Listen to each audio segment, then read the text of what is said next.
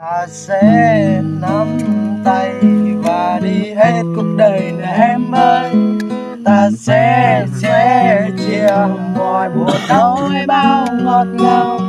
Hãy quán lên mình chúc mấy cây là xinh là em ơi.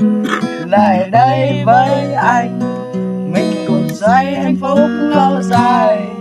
Thế giới này là của anh và anh có quyền đi với em và sáng tất cả đèn xanh. Yeah, anh chạy thật nhanh với em, kế bên vai mà chai champagne anh cầm trên tay. Hết đêm nay uống cùng say đến ngày mai tiếp vào chai. Em thích gì anh cho đó, em thích Bentley anh vẫn cho, em thích villa anh vẫn lo cho đến LV anh cũng có. Chỉ cần em đi với anh là cả thế giới này thuộc về em.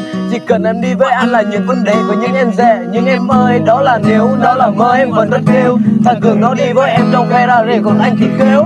Anh lớn lên từ đường phố, trộm xe hơi không có đường vô. Trộm có nhân ăn bánh mì xôi nên khi mưa rơi uống nước bàn tô. Trộm em gọi là căn ổ, còn chỗ anh nhà gọi là ổ. Thế giới em xài tiền Việt, còn thế giới em xài tiền đô. Em đổ xăng chỉ được tại Việt, em đổ 5 ngàn nó không cho được. Ra ngoài đường anh gặp được em, ăn xin số thì em sẽ nói you babe.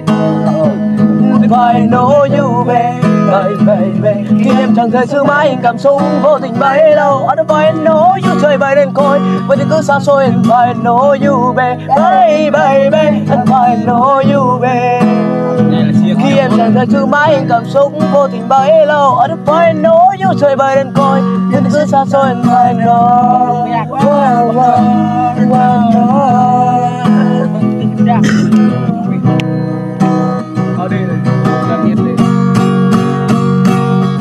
Ta sẽ nắm tay và đi hết cuộc đời này em ơi.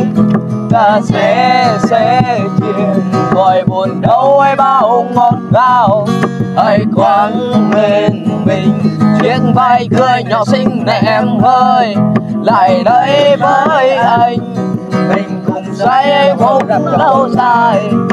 Thế giới này là của anh và anh có quyền đi với em. Vừa sáng tất cả đèn xanh, yeah, anh chạy thật nhanh với em, kế bên vai mà chai champagne anh cầm trên tay. Hết đêm nay uống cùng say đến ngày mai tiếp vào chai. Em thích gì anh cho đó, em thích Bentley anh vẫn cho, em thích villa anh vẫn lo cho đến LV anh cũng có. Chỉ cần em đi với anh là cả thế giới này thuộc về em. Chỉ cần em đi với anh là những vấn đề của những em rẻ. Nhưng em ơi, đó là nếu, đó là mơ em vẫn rất kêu. Thằng Cường nó đi với em trong Ferrari còn anh thì kêu. Anh lớn lên từ đường phố, trộm xe hay không có đường vô. Trộm có nhân ăn bánh mì xôi đến khi mưa rơi uống nước bà tô. Trộm em gọi là căn ổ, còn trộm anh họ gọi là ổ. Thế giới em xài tiền Việt, còn thế giới em xài tiền đô. Em đổ xăng thì được đầy Việt, anh đổ 5 ngàn anh không cho đủ.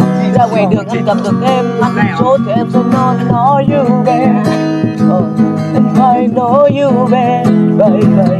Khi em chẳng thể giữ mãi cảm xúc vô tình bấy lâu. Anh phải know you trời bay lên coi. Cứ xa xôi anh phải know. I know